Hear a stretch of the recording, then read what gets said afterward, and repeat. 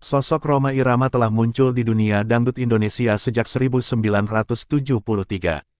Tapi banyak yang tidak mengetahui, sebenarnya Rhoma Irama telah main film sejak 1958.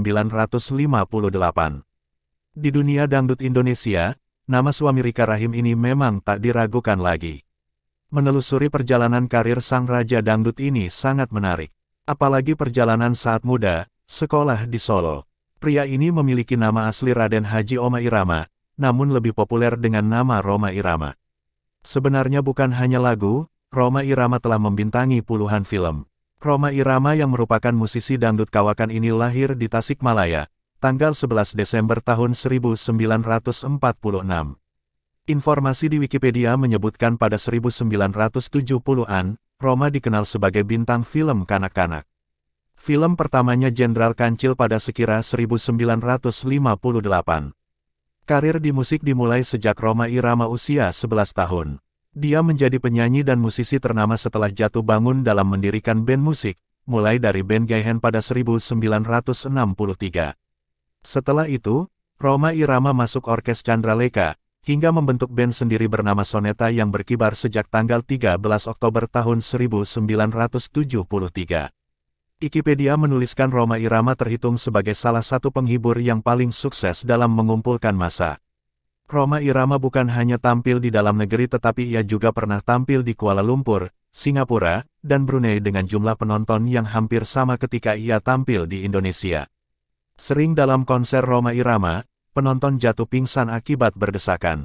Orang menyebut musik Rhoma adalah musik dangdut, sementara ia sendiri lebih suka bila musiknya disebut sebagai irama Melayu. Pada tanggal 13 Oktober tahun 1973, Rhoma mencanangkan semboyan, Voice of Muslim, Suara Muslim, yang bertujuan menjadi agen pembaru musik Melayu yang memadukan unsur musik rock dalam musik Melayu serta melakukan improvisasi atas aransemen, syair, lirik, kostum, dan penampilan di atas panggung. Vokalis God Bless, Ahmad Albar, mengatakan Rhoma merupakan pionir dan pintar mengawinkan orkes Melayu dengan rock. Tetapi jika kita amati ternyata bukan hanya rock yang dipadu oleh Rhoma Irama tetapi musik pop, India, dan orkestra juga, inilah yang menyebabkan setiap lagu Rhoma memiliki cita rasa yang berbeda, tuturnya. Bagi para penyanyi dangdut lagu Rhoma mewakili semua suasana ada nuansa agama, cinta remaja, cinta kepada orang tua, kepada bangsa, kritik sosial, dan lain-lain. Mustahil mengadakan panggung dangdut tanpa menampilkan lagu Bang Rhoma, karena semua menyukai lagu Rhoma. Begitu tanggapan beberapa penyanyi dangdut dalam suatu acara TV. Rhoma juga sukses di dunia film, setidaknya secara komersial. Data PT Perfin menyebutkan, hampir semua film Rhoma selalu laku. Bahkan sebelum sebuah film selesai diproses, orang sudah membelinya. Satria Bergitar, misalnya, film yang dibuat dengan biaya 750 juta ini, ketika belum rampung sudah memperoleh pialang 400 juta. Tetapi, Rhoma tidak pernah makan dari uang film. Ia hidup dari uang kaset, kata Benny Muharam, kakak Rhoma, yang jadi produser PT Rhoma Film. Hasil film tersebut antara lain disumbangkan untuk masjid, yatim piatu, kegiatan remaja, dan perbaikan kampung. Tapi, Rhoma Irama juga terlibat dalam dunia politik. Di masa awal Orde Baru, ia sempat menjadi maskot penting P3, setelah terus dimusuhi oleh pemerintah Orde Baru karena menolak untuk bergabung dengan Golkar.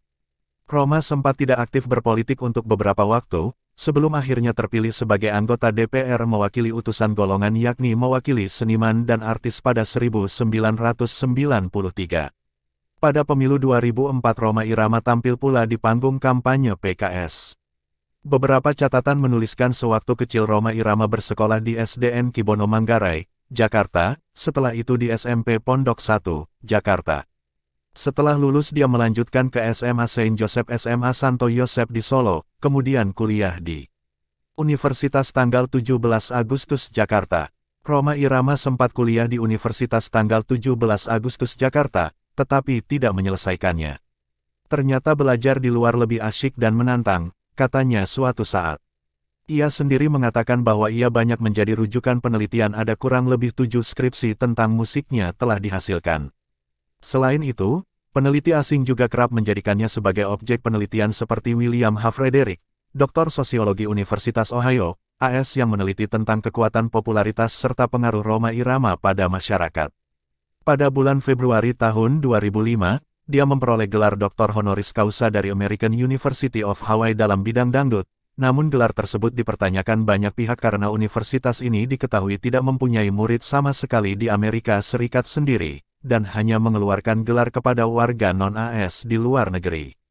Selain itu, universitas ini tidak diakreditasikan oleh pemerintah negara bagian Hawaii. Selama kariernya sebagai musisi, pencipta lagu dan bintang layar lebar, Rhoma Irama telah menciptakan sekira 1000 buah lagu dan bermain di lebih 20 film. Satu yang jadi sorotan adalah sang istri yang bernama Rika Rahim, cantik dan memiliki darah blasteran Jerman itu disebut sosok setia yang menemani Rhoma Irama. Tapi sebelum menikah dengan Rika Rahim, Rhoma telah menikah dengan perempuan cantik juga, namanya Titik dan juga Veronica. Rhoma Irama menikah dengan Veronica pada 1972. Dari pernikahan itu lahir 3 orang anak, yaitu Debbie Veramasari tanggal 18 Desember tahun 1972, Fikri Rhoma Irama tanggal 30 September tahun 1976 dan Romi. Rhoma Irama akhirnya bercerai dengan Veronica bulan Mei tahun 1985. Sebelum bercerai, sekitar setahun sebelumnya, Rhoma Irama menikahi Rika Rahim, lawan mainnya di beberapa film.